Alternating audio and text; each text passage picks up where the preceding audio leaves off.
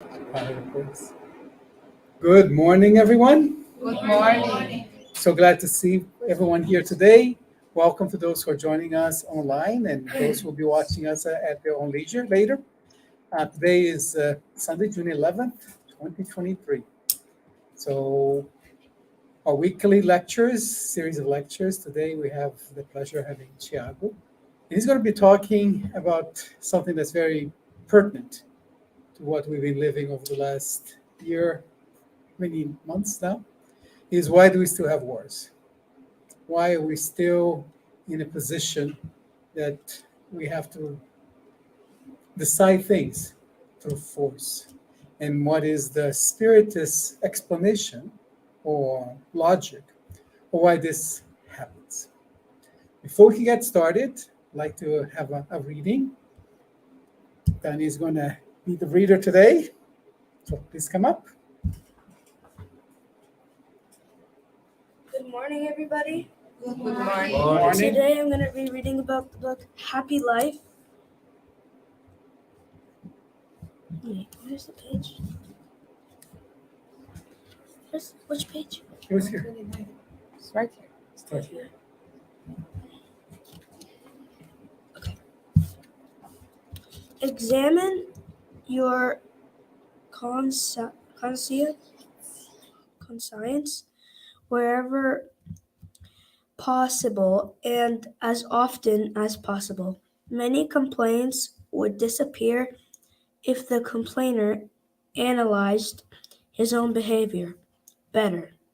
We always see the problem in the other person and the error stamped on the other person's face. Normally, when someone creates problems and obstacles, he is reacting to your conduct, to the way you expressed yourself or the way you acted. Have the courage to examine yourself more severely, recalling attitudes and words.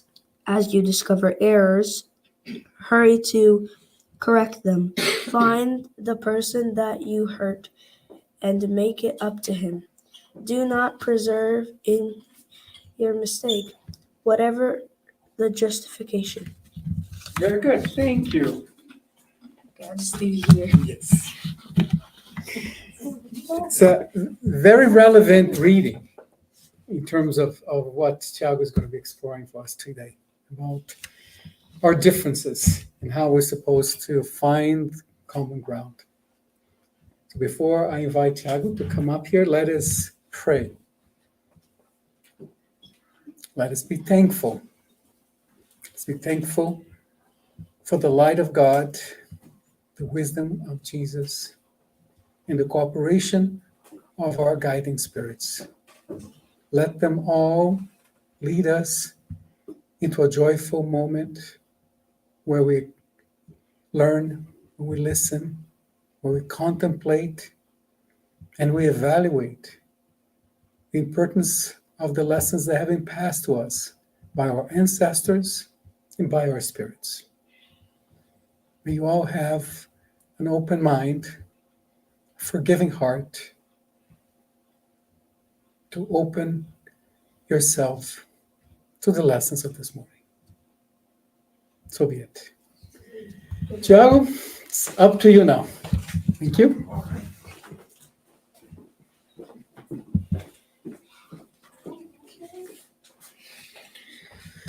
Okay, good morning, everybody. I'm very glad to be here today. There was not much war for me to arrive here. Everything was very peaceful. And I hope that it was very peaceful with everybody as well. However, we know that it's not like that all the time. I think when we think about war, obviously, we can think about what is happening today around the world. I did a quick research before I came here with a very interesting questions. How many wars are happening today in the world? Do we know? So as of today, there are 27 active conflicts worldwide that we know, that the media is following, that are official to the governments and agencies around the world. But if we stop and think how much conflict is happening in the world, how much conflict is happening inside households in the world, and how much conflict is happening inside each one of us every single day. When I was studying about the lecture, the answers that I received were in many different levels and dimensions. And somehow I try to share with you what I've learned. Again, history shows us about the wars, some of the causes, many of the consequences. But the Spiritism is going to teach us a little more in depth some of the causes of wars and conflicts, and also the consequences.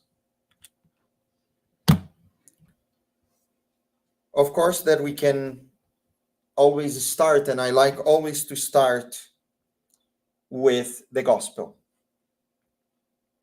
Jesus, when speaking with the disciples, said, "You will hear of wars and rumors of wars, but see to it that you are not alarmed. Such things must happen, but the end is still to come." It is interesting that we have heard from the gospel, and even more than that, the Old Testament we all know that depicts lots of different conflicts and wars throughout history. And not only that, but Jesus tells us something interesting. Those wars must happen. Is it like destiny? Is it fate? Is that something that is being imposed by God on us? Is that punishment for something that we have done? So many questions that I started having from learning that Jesus said those wars must happen. But obviously, we know, and the Spiritism gives us the light of knowledge, of comprehension, of understanding, and also of hope. We know that we are beings in evolution. We are beings in development. We are spirits that are imperfect, that have a lot to learn. And many of those imperfections, they both hurt ourselves and they also hurt others in many different ways. If we go back to the lessons that the Spiritism gives us, we then start to understand about where we live, the planet Earth. Comparing with the entire universe is just a little speck, not even luminous if we look from afar, inhabited by beings that are not as evolved as we wish to be, or as we will be. And in Spiritism, the spirits will teach us that the Earth, in the scale of evolution, is called a world of trials and expiations. Specifically, in the Gospel according to Spiritism, the messages are very clear. What more can I tell you about the worlds of expiation than what you have already known? Since all you have to do is consider the earth that you inhabit. So what is a world of trial and expiation? It's a world where material things prevail over spiritual things, where vices many times prevail over virtues. Ingratitude prevails over gratitude. There is a lot of imperfection, and we are imperfect. Therefore, we are here in our own state of evolution as well. And we have to learn a few things. Because we are in this world of trials and expiations, it means a few things for us. We understand that the earth itself doesn't cause wars. Who does? We do. The earth is the place where we all congregate, and together, with all the diversity that we have of tendencies, of impulses, of attitudes, of behaviors, we must learn through living in those conditions with the people who we live with, inhabiting the geographical locations that we live, and understand based on all those differences that we must learn how to live together.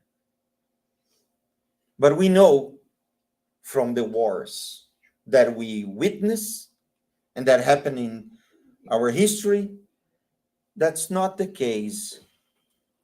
We still struggle to live with each other. It is very easy for us to arrive here and say that, we may be witness a road rage incident, very common those days, especially if you think about the urban centers.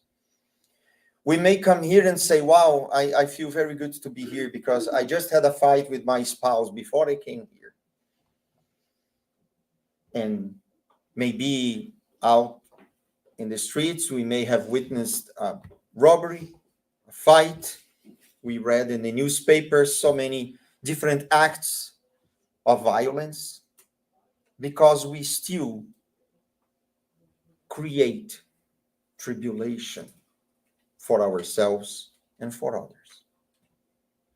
Therefore, here we are living in a world of contrasts, living in a world of so much discrepancy between good and bad.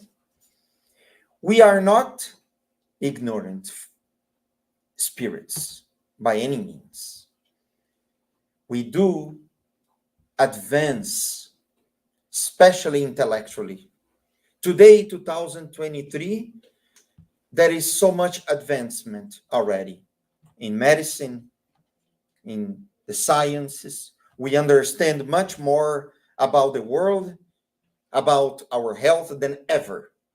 In the last 200 or 150 years, we advanced more than probably all the other eras that the humanity inhabits the earth.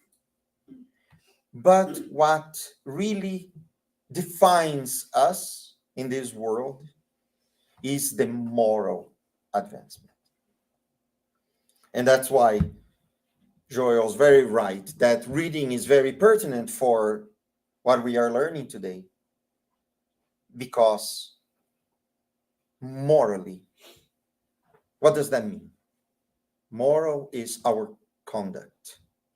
What matters for us, as much as our intellectual development, it is how to use our intelligence, how to use our attributes, how to use our qualities and our gifts. What are we doing with what we are creating? If we look at wars, many of them started because the use that was given to a lot of discoveries was to destroy. If we think about the Second World War, with the nuclear bombs that unfortunately were thrown in Hiroshima and Nagasaki, it came from the quantum physics and the advancements in the physics of the atomic and subatomic world. The equation that is famous today, given to us by Einstein, E equals mc squared, and the transference from matter to energy was one of the foundations of the atomic bomb. However, it is also the foundation of different sources of energy for our survival. It is also the sources of lots of advancements for science in many different areas of living. It is not what we are creating necessarily, but what we are doing with what we are creating. That defines our level of evolution.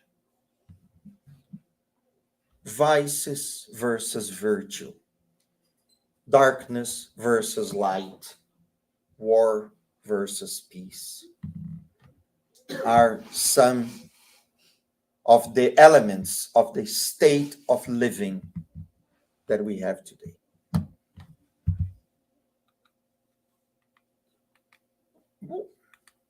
Okay, thank you. So, what is the Spiritism telling us about wars? Allan Kardec, in the Spirit's book, asked the spirits specifically about wars. There is one entire chapter in the Spirit's book, in fact. In the third part, the chapter 6, is called the Law of Destruction. Every time that we speak about a law, it means that there is part of the laws that rule our lives.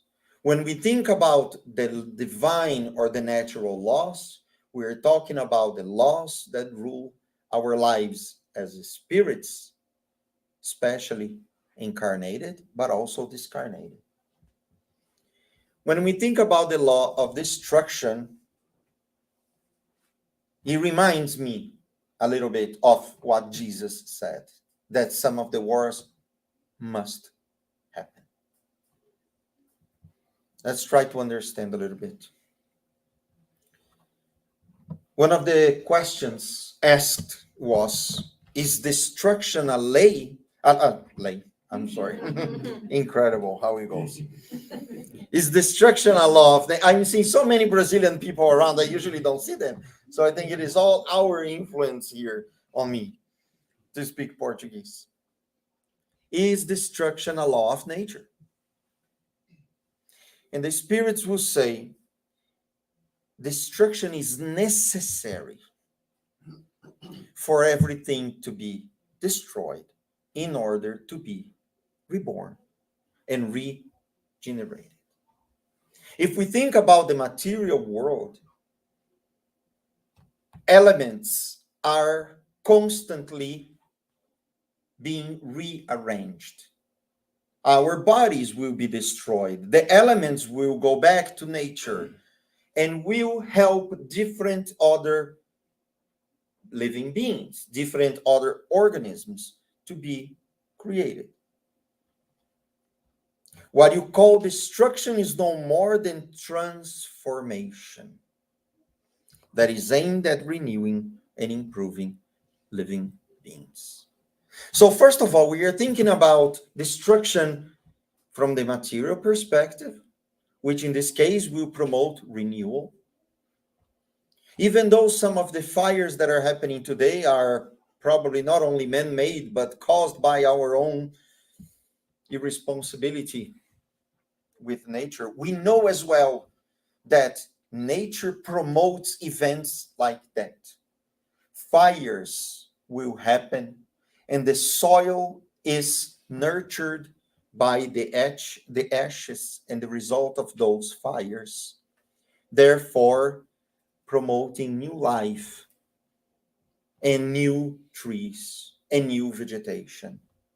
That happens constantly in nature. Allan Kardec will continue asking those questions, and it's interesting because he's slowly, I can see from the material perspective, but he's also interested on the spiritual perspective. Will the need of destruction always exist for humankind on the earth? And the Spirit will say that the need for that destruction, of that level of destruction, will diminish as we evolve and as we achieve a degree of spirituality to overcome the impact that the matter has on us. So here is the imperative for us. In order to be less affected by those events and those occurrences and that destruction, is to spiritualize ourselves. And more. The horrors of destruction are followed by intellectual and moral developments. That is very curious. And Spiritism teaches us, if we were left to evolve by ourselves, it would take much, much longer for us to evolve. But the divine providence allows for such events to happen in our lives in order for us to evolve and to progress more rapidly. Let's say it is a boost that the spirituality gives us in many different kinds of destructive events. Okay, but you may ask me, Tiago, when you're talking about the material world, probably we're talking about some catastrophes that happen naturally. But what about a war that is created by us? Is there any benefit on that? Is there any progress? We just see death and destruction. But the spirits are very clear in telling us that nothing goes to waste in our nature. Nothing. Even the most difficult events are for the spirits an opportunity to teach us and to give us chance to grow from the lessons of those events. Therefore, if we are witnessing war, it means that there are lessons that we need to take from witnessing those horrors. If we are the ones that are directly being impacted by such events, especially when they lead to the discarnation of many of us, then the spirituality is also very clear, giving us a very hopeful message. Then we have one of the greatest gifts that God could have given us, which is the gift of the reincarnation. When we look at those events from the material point of view, yes, there is an end, there is suffering, there is pain, and there is destruction. And after that, usually there is nothing. But we know that there is no nothing. If we perish here, we as spirits survive. We as spirits continue living. And the spirits would say, even in face of such horrors, we will have the opportunity to symbolically, but also concretely be reborn. Through the renewal of ideas, of ideals that we have, through witnessing such difficulty and creating opportunities to change our ways and our conduct, the symbolic renewal and regeneration, but also the regeneration of ourselves in the endless process of evolution that is the reincarnation, which allows populations, races, and peoples to evolve collectively and to progress more quickly than if we were left on our own. We still need a lot of help. And obviously that Allan Kardec does ask that question. And the answer is very clear. It is usually a way to generate freedom and progress. And we are talking about freedom also because of that life of contrast that we are talking about. Usually with war, that is in slavery, oppression, that is lots of limitations that happen. But when many of the rights and the opportunities and benefits and privileges are taken for us, we then understand the value of all of that has been taken. Because we still many times need to lose to learn the value. Those events must happen in order for us to learn how to value what is really important for us. Does that start to slowly make a little more sense that even though wars are not something to be desired, wars are a result of a pure instinct of destruction, the spirituality tells us still there is something to be taken from it. I can imagine this in the spirituality that is the best system of recycling that exists. That through the most difficult events in humanity, the spirituality will take sublime lessons for us. And the wars still must happen. Because we still need to learn something. We still need to learn something. What conclusions can we take so far? Wars are still an occurrence, a real and inevitable occurrence on earth. They are caused by our own level of evolution, which we can realize now that is not that great, that there is still a lot for us to learn, to put in practice, to build more than to destroy. It happens because there is still much more attachment to the material aspect of life than to the spiritual aspect of life. Many of the wars if we look at the causes, if we go back to the history books, many of them have to do with territory, power, with superiority from one nation over another, from one race over another, wealth, influence. Where is that influence being exerted?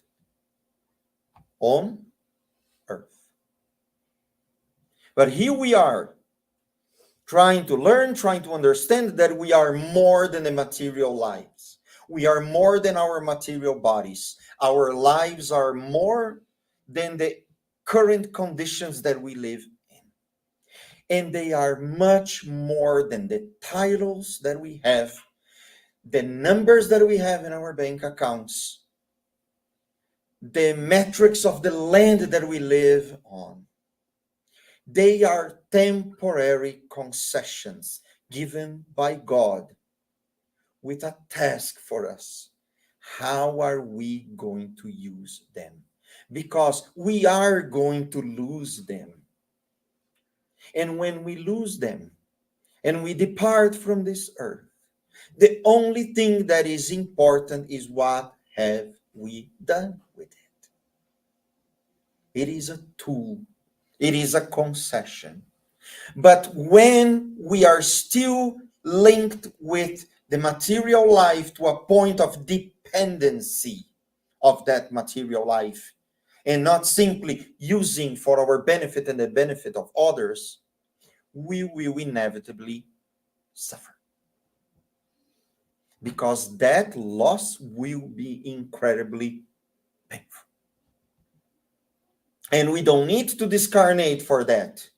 How many times we witness, and I prefer to say witness, because I believe that we are here for a reason, because probably that material life, we feel that inside it that doesn't give everything that we need, that doesn't respond to all of the questions that we have inside. So I would dare to say we witness more than simply suffer from it, but relatively we suffer from it. If we lose our jobs, don't we suffer? If we lose a loved one, don't we suffer? We do. We miss them. That is a void that is created here. And it is still healthy. Now imagine when it comes to the point of dependency. How many cases of people that had billions of dollars, and when they lost half of their billions of dollars, and they are left with millions of dollars, they take their own lives. Because there is a matter of dependency of that material life that is a concession. It is not a permanent possession to anybody. But today we witness even more, with information being disseminated in real time. We witness in real time the greed, the selfishness, the anger, the rage, the desire to be superior by governance, by nations, by the temporary owners of possession in this world, of resources. And they don't want to share, and they want to accumulate, and they want to grow, all at expense of themselves, as much as the expense of others, it is the expense of themselves. Every time we take away something important from somebody, we are depleting ourselves from the opportunity to grow spiritually and understand the relativity of what we have.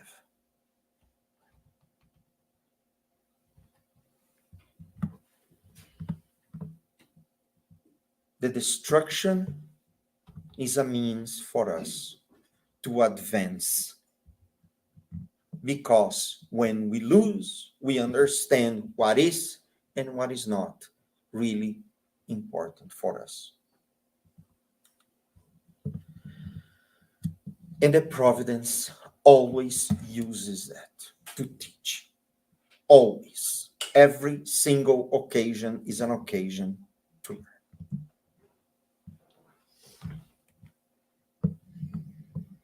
Now, if you remember that we were talking a little bit about there are different dimensions and levels of wars. I'm just bringing two of them, of the many contributors for us to understand ourselves. Not only the wars are happening in the world, but they are happening within ourselves. And those two gentlemen, they helped us, and they continue helping us through their later contributions and the ones that continue advancing their sciences. If you don't know who they are, this gentleman here is Sigmund Freud. It's called the father of psychoanalysis. And this one here, Carl Jung. He was one of the next generations, or next, he was a, you know what is interesting? I'm just thinking about it. Those two were in war as well. They too contributed so much for us to understand our inner world and our inner conflict. There's a source of conflict all around. And those two, in some point, fought to a point of becoming even not friends anymore. Working in the same field of understanding. Both of them psychoanalysts, both of them understanding the innermost impulses that we have that are unknown to us and that are sources of inner conflict. Sigmund Freud, in fact, talked about Eros and Thanatos. Eros as the representative of our instinct of life. Eros coming from the mythology. Eros, god of love, goddess of love. And Thanatos, the goddess of the darkness, of the night. And through that mythology, he helped us to understand that we have two different opposing forces within us. One used for us as an impulse for life, for creation, for creativity, for the development, for the progress, for life itself. And the other side, Thanatos, the instinct of death, of destruction. Those impulses that more control us than we control them. Carl Jung develops that idea and talks about what we call today light and shadow. Carl Jung would even say we can only be enlightened by casting light on our shadow. It is not a matter of eliminating the shadow. That is not possible. Not today, not for us. Living in this world of trials and expiations, it is not possible for us to eliminate our shadows. But it is possible to shed light on our shadows. All of those parts of ourselves that we don't like, all of those aspects of ourselves that we criticize in others, all of those aspects that we wish that we could be, but we are not. And how many times that we start that process of criticizing and judging and berating others. Carl Jung would say, this means that you are speaking about all of you don't appreciate in yourself. However, with serious consequences for our relationships.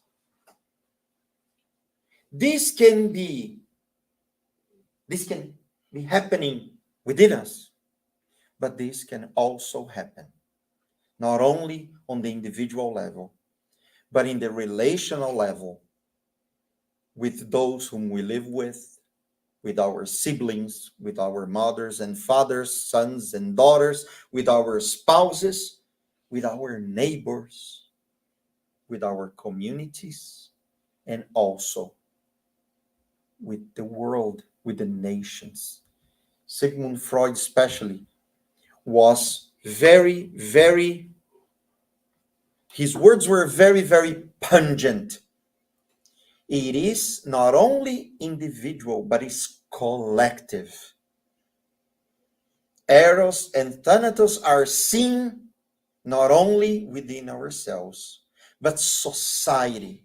He spoke also a lot about religion as a source of division, as a source of conflict, because many religions also, they deem themselves superior to others.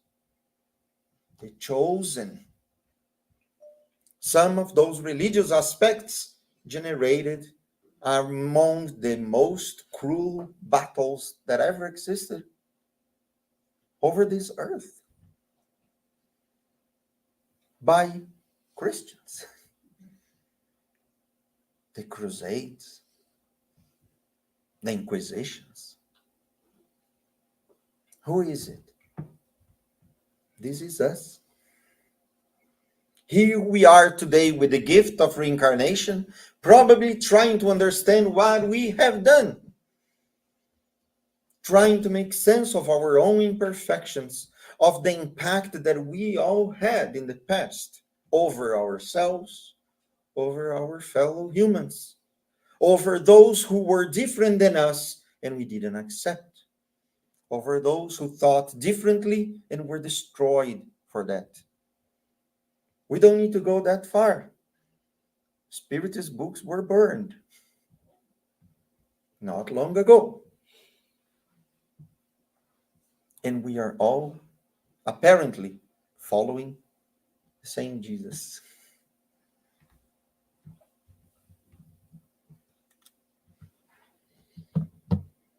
And the Spiritism will tell us, and somehow in a brilliant way summarize, what is the greatest obstacle to progress.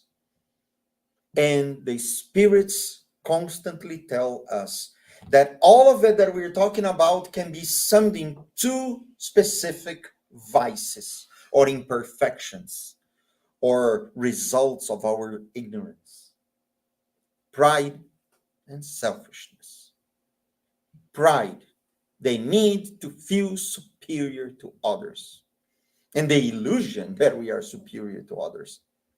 And selfishness, I deserve more than you, therefore I will have it, or I will be more.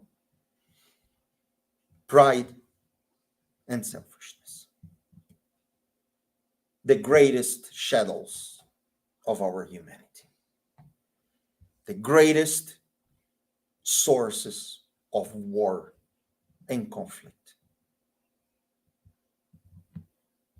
Now, will this end? Is this going to change? And the spirits were very, very clear as well. Yep, it will change. The war will disappear from Earth. But the answer is the most interesting answer. When men and women understand justice and practice God's laws, then all nations will live as brothers and sisters. The answer didn't come as when nations learn how to live as brothers and sisters, then men and women will understand justice and practice the law of God. It is the opposite. We are talking about wars among nations, among different peoples, but everything starts with each one of us. That was the most surprising answer. It doesn't start from a nation. It starts from the individuals themselves. We connect and identify based on our affinity of ideas, of feelings, of tendencies. Therefore, the nations are built by individuals that are alike, that think alike, that feel alike, that act with the same impulses or with similar impulses. And then maybe the last question that I could ask is, what can we do then? If the idea is for each one of us to follow the laws of God and understand the justice that exists in those laws, and then we can treat each other as brothers and sisters, I tried to go back. And I went back far this time. I went back to the Psalms. Sometimes I go only to the New Testament, but sometimes something takes me elsewhere. And the most interesting thing to prove that point of the conflict, light exists in all of us, but shadow exists in all of us. Remember, who wrote the Psalms? King David. King David is considered not only by the Christianity a king, part of the lineage that brought Jesus to us, but also a very violent king. A king that expressed his praise and love and fear to God in an incredibly destructive attitude towards his own fellow brothers and sisters. Does this make him an evil king? It makes him a very much human king. That just like us, on Sunday comes to the lecture. On another day goes and does something good, and then closes the window of the car and swears at everybody that is cutting us off. And then, very much human. But David said beautiful things in that specific psalm that probably teaches us something about what can we do.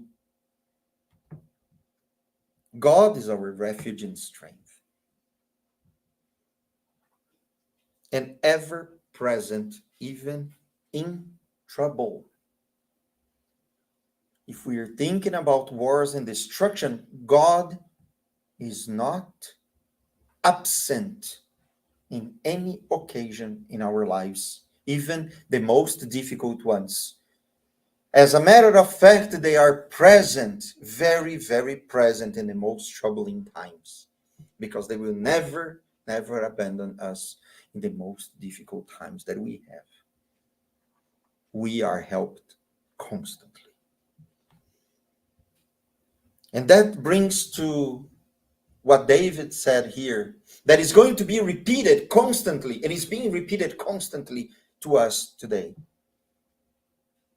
We will not fear. He's not saying we do not fear, because we do fear. But he's teaching us something here. We will not fear. And then we will feel God as our refuge. And that absence of fear is not simply not having fear, but it is having faith. It is knowing that God, through his messengers, through his protectors, are always helping us. I like that specific passage He makes wars cease to the ends of the earth. He breaks the bow, not the bow. The bow is 17 years, and here I am learning. He breaks the bow and shatters the spear. He burns the shields with fire.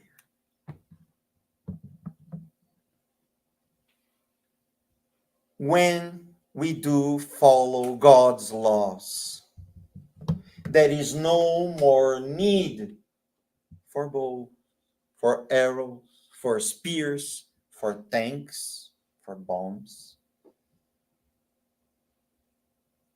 When we finally love for the sake of loving, when we finally forgive, because we understand that that is a liberating feeling. When we understand that what happens with our neighbors is their lives. When we learn that even when somebody causes us pain, we are given an opportunity, and that is the most difficult gift that somebody can give us. When somebody gives us pain, what is the lesson here? We are given an opportunity to heal, because nobody will heal for us. If my arm has been cut, it is up to my body to heal, not anybody else. If my heart is hurting, it is up to me to find meaning in those experiences and not anybody else, especially those who are very good in hurting us. It makes no use in trying to make them pay for what happened to us, because that will not heal. And there is no reason, and when we discover that there is no reason to wage a war to achieve peace, we will then have everlasting peace.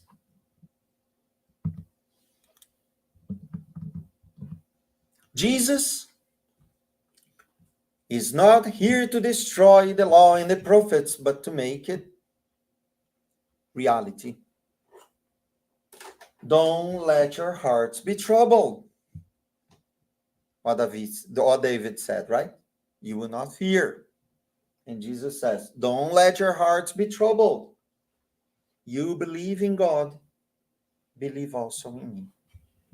Again, which kind of belief is that? The Spiritism tells us faith, rational faith. And faith that leads to work. Faith that leads to the change of our conduct. Faith that leads us to be silent when we could give a lesson verbally to somebody. The faith that leads us to let go of an offense instead of paying back with another offense. Faith that leads to forgiving, because we will feel better from doing that no matter what happens to the other. But at the same time, considering the other every time that we open our mouths.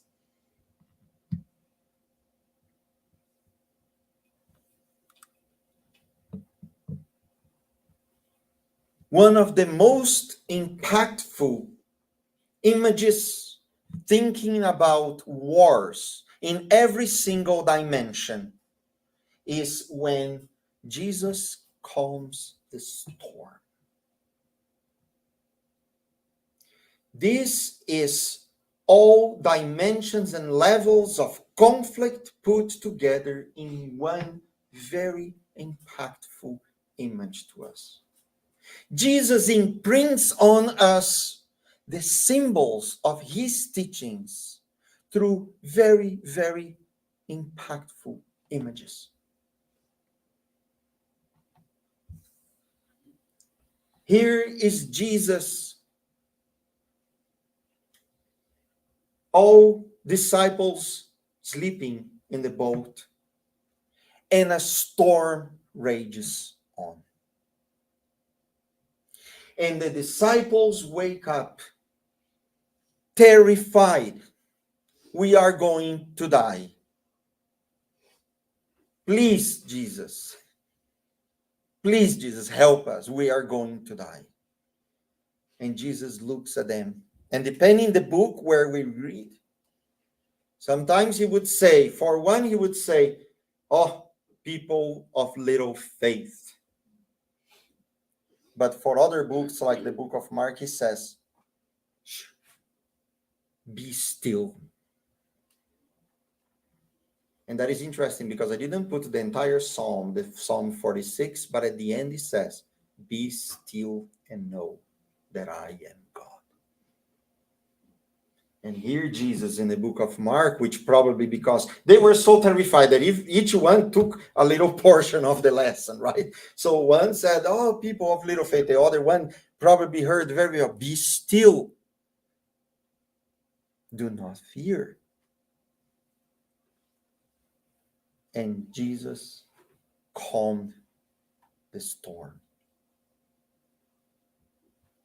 Jesus and his lessons and his teachings and his entire life and his promised consoler is the calm for our storms that rage every single day within ourselves. The love and the forgiveness and the absence of judgment that Jesus teaches us is the calm for the storms that lead to conflicts and to wars. Jesus calms our storms.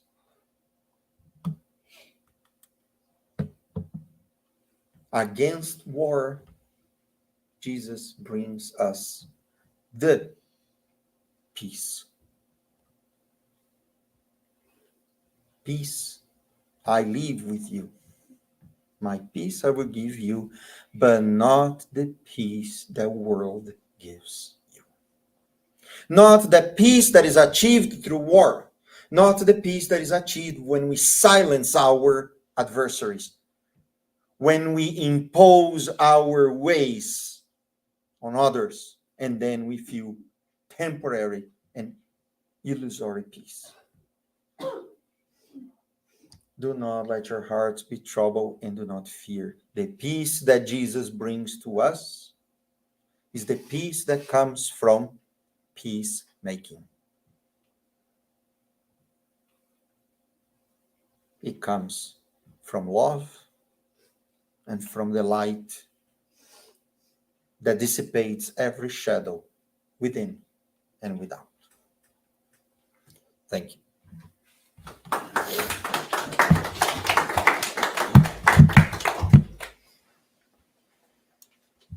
Thank you, Thiago. Any questions, comments?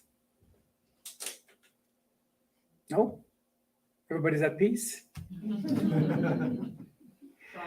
I'll leave two thoughts for you to take home and think about this. How can we define crimes of war without defining war as immoral in the first place? Second point is, if we're going to have AI defining where to begin and end wars, does that abstain us from any moral responsibilities or what they do? That's a good one. Because the wars we fight in today are not the wars that Kardec knew at his time, or Jesus. They were a lot more personal. So are we moving in the right direction or not? Thank you again, Thiago. Thank you. So thank you again for everyone who came here today. We will proceed to have our passes. For those who are online, thank you for joining us live. For those who are watching us later, thank you for taking a little bit of your time to listen to us. We'll be back next week with our regular weekly lectures. Thank you very much.